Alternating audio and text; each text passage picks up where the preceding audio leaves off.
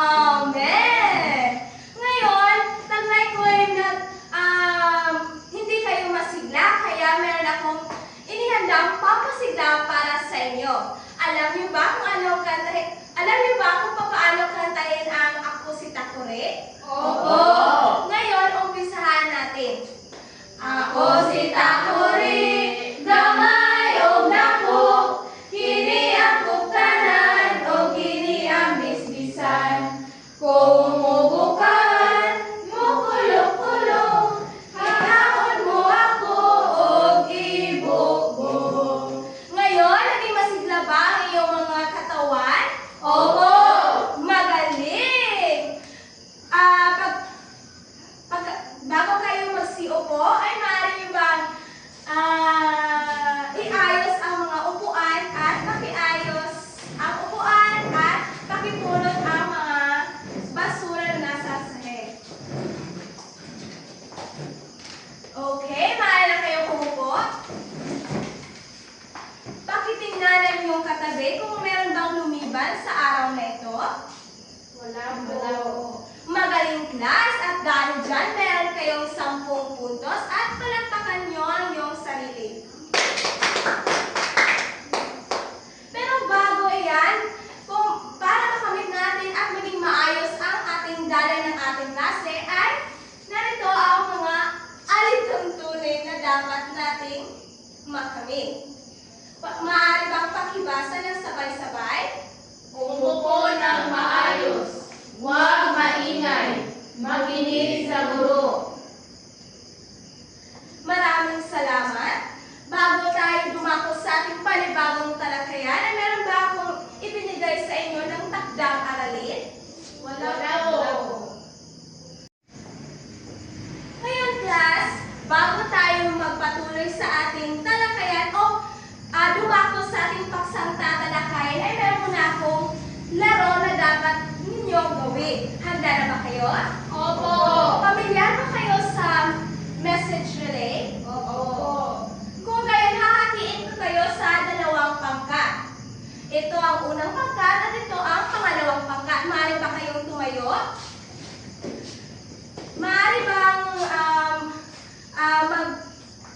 maglinya kayo? Mag-iisang linya kayo ng iyong grupo. Ito ang unang grupo at ito naman ang pangalawang grupo. Ito dito.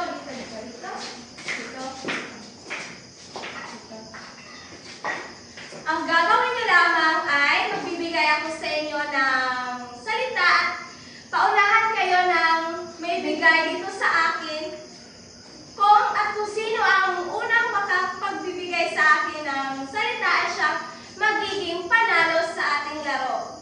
Maliwanag ba? Opo! Ngayon, umpisahan ko na ang pagbibigay. Maaari ba kayong pumunta dito sa harap?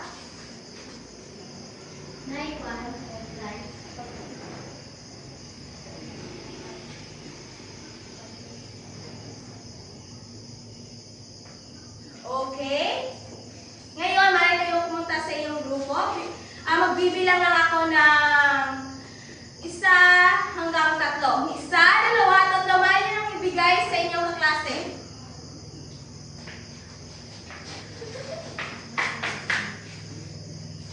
Magaling! Unang 1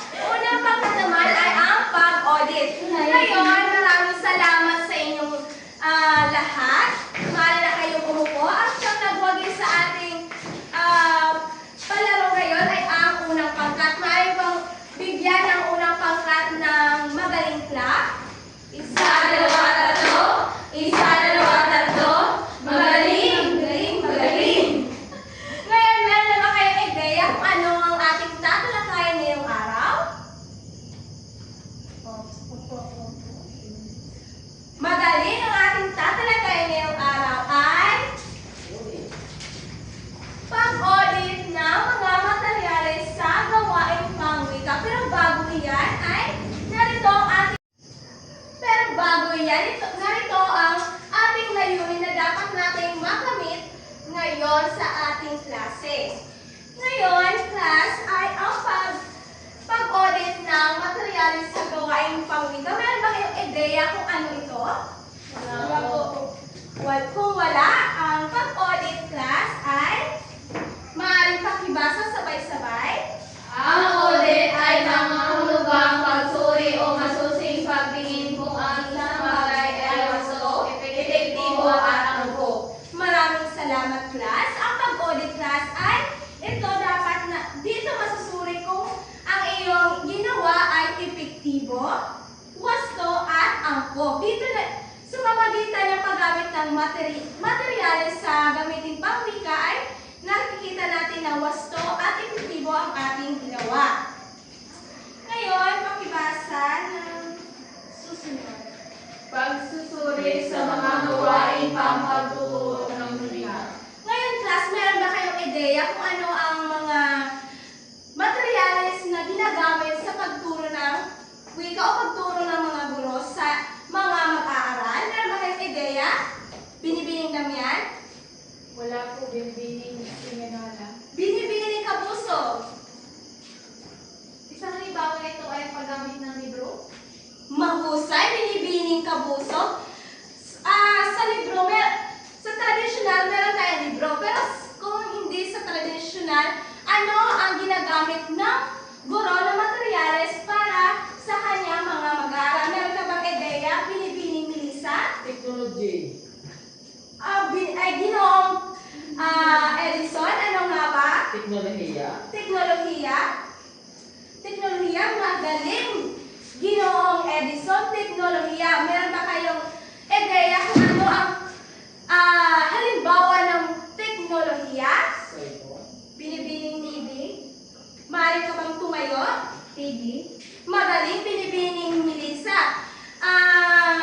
Ang cellphone ay magagamit natin sa ating pagtuturo sa mag-aaral. Kagaya nating mga estudyante ay ginagamit natin ang cellphone para makapagawa tayo ng PowerPoint, pagpapanaliksik, at iba pang mga gawain sa pag-aaral dahil ngayon, ang teknolohiya ay naging makabuluhan na dahil sa ating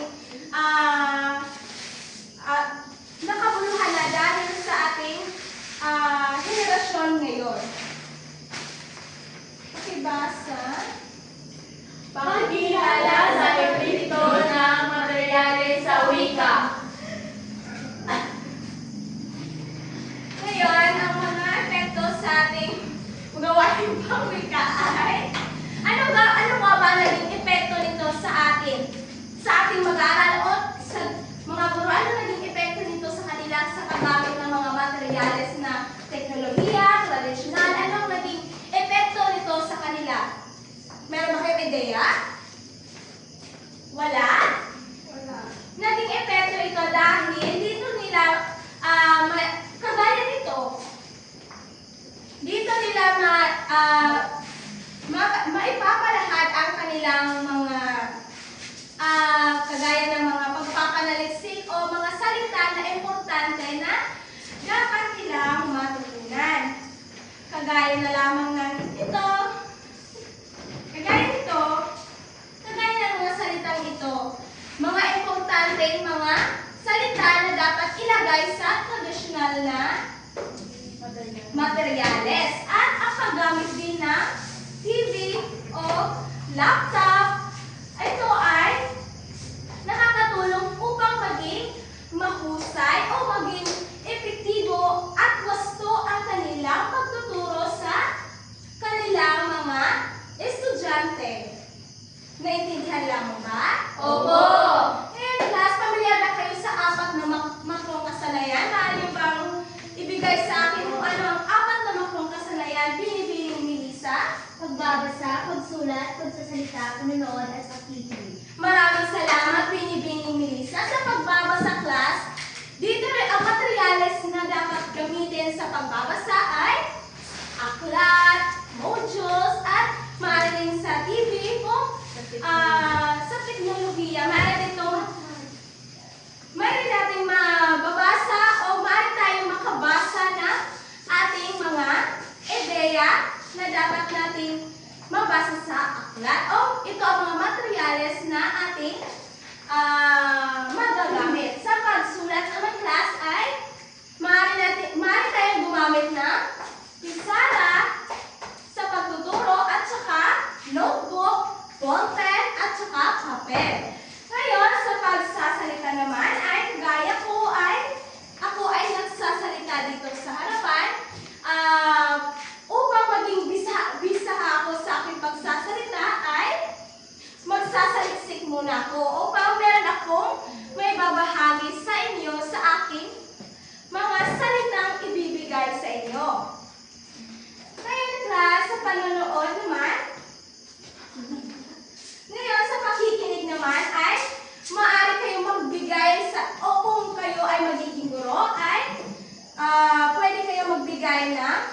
video record, video clip, o mga PowerPoint presentation, o mga sounds or records, o gamitin nyo ang yung mga teknolohiya na gamit din na cellphone, laptop, at saka PowerPoint. Dito, sa pakikinig ay magagamit natin ito upang maging makaaya-aya ang pakikinig ng inyong estudyante. Sa pananaliksik naman, ngayon, class, naintindihan niyo lamang ba ang aking sinasabi? Opo!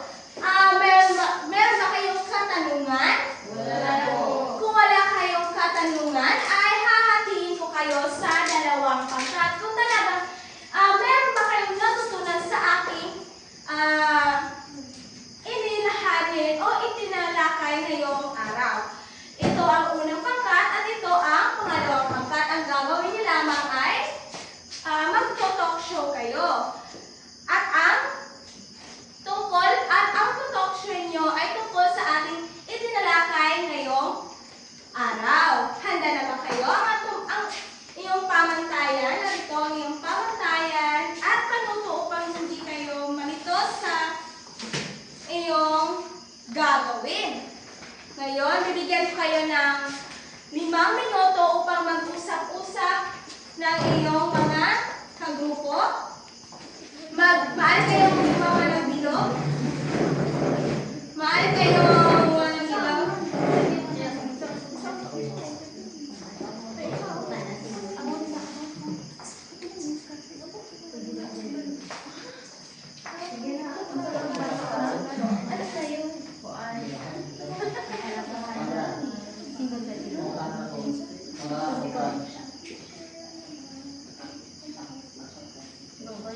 Ano nga ba?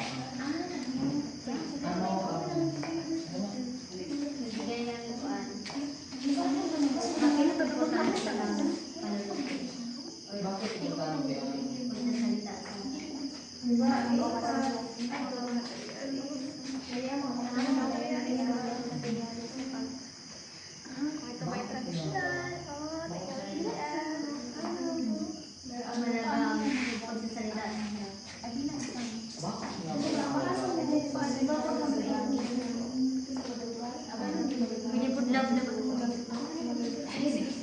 bakit mahalaga? Tapos na ang 5 minuto. Maaari na kayong magpresenta dito sa harapan. Sino ang mangunguna? Unang pangkat, maaari na kayong magsimula sa inyong gagawing presentasyon. Palakpakan natin ang unang pangkat, class.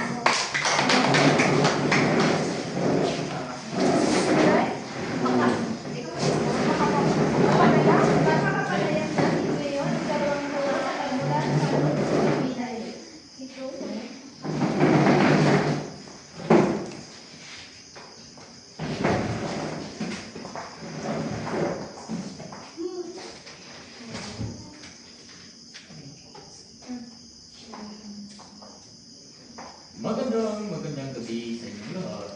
Kami ang pangkat 1 at mag-uula tungkol sa mga materyales ng pangalagaan paggamit ng wika. Kami ang puyat na laban-laban. At ngayon dito, kami nanggaling sa Cebu. Dahil napadpad kami dito, dahil tinatawag kami ng aming guro. At ang unang katanungan tungkol sa materyales ng mga wika ni Binibining Geraldine Baloses. Gaano kahalaga ang materyales sa paggamit ng wika?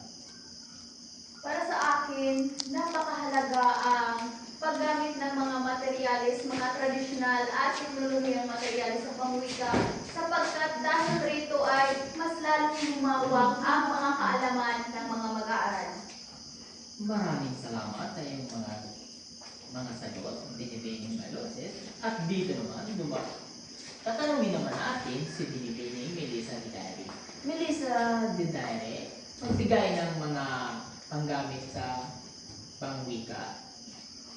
Ang mga gamit na pangwika na para mas mapaunlad natin ang ating pag-aaral ay una na dito ang tradisyonal. Sapagkat ang tradisyonal ay nagbibigay nagbibigay ng kaakibat sa ating talakayan. At pangalawa na dito ang ating cellphone. Ang cellphone natin ay ito ay ginagamit natin sa pang-araw-araw. Kung kaya natutulog tayo ay hinahanap na natin yung cellphone natin sa umaga sapagkat gagawa tayo ng lesson plan, PowerPoint o di kaya gumawa tayo ng mga liham. At ang pangatlo naman ay yung TV ng malaki yan. Magagawa natin yan sa representasyon natin sa paggawa ng exam o sa pagdidiscuss natin sa ating klase.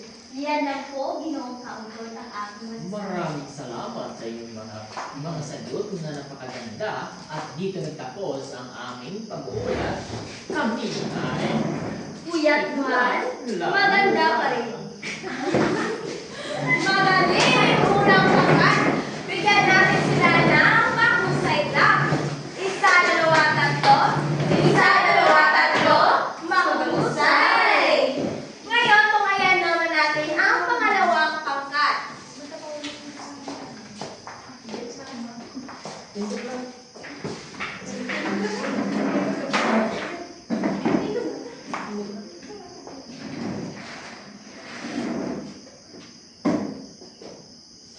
Ngayon, magandang umaga muli sa inyong lahat. Ngayon, ay kami naman ang pangalawang magre-representa at kami ang pangalawang group.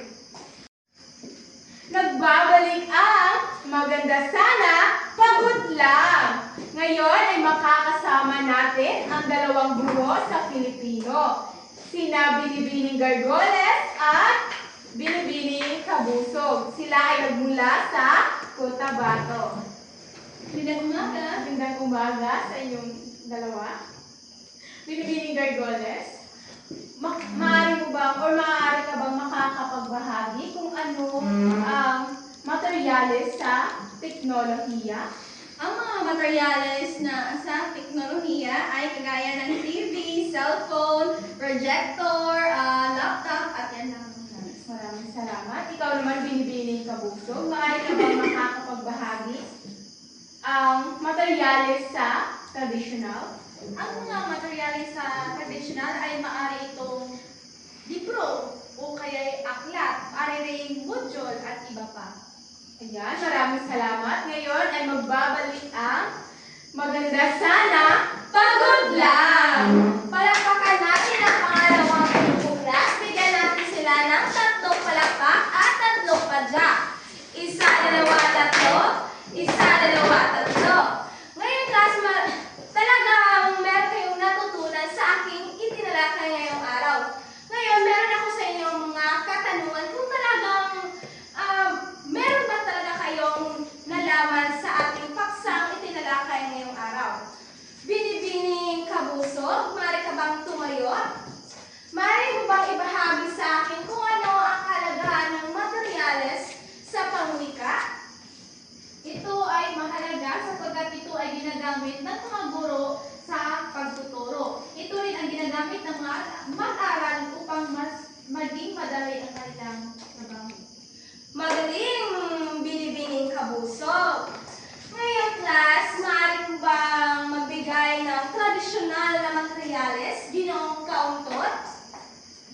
Ang mga traditional na materials ay tulad ng items at mga aklat sa makikita natin sa ating paligid na silid-aralan. Magaling, Ginoong Kabusog. Talagang nakikinig ka, Ginoong Kabusog. Ngayon, Binibining Bailoses, maaari ka bang tumayo? Maaari mo bang ibigay sa akin ang mga teknolohiya na ginagamit natin na materyales sa pagtuturo? Ang mga teknolohiyang materyales na ginagamit natin sa pagtuturo ay ang TV, laptop, cellphone, yun lang po. Maraming salamat, Binibining Bailoses. Talagang napakahusay nyo. Ngayon, maaari nyo bang kumuha ng isang kapat na papel para sa inyong pagtataya at o pagsusulit ngayong araw. Bibigyan ko kayo na dito ninyo ay dito kayo magsusulat ng inyong pagtataya. Nandiyan na rin ang panuto at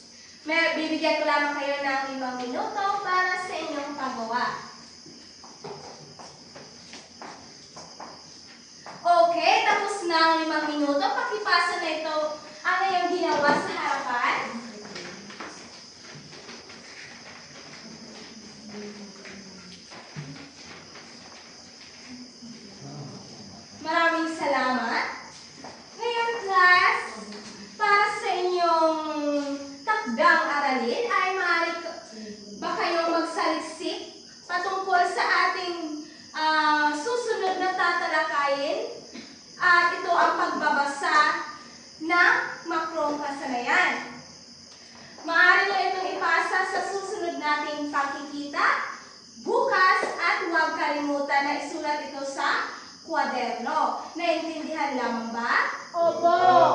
Ngayon,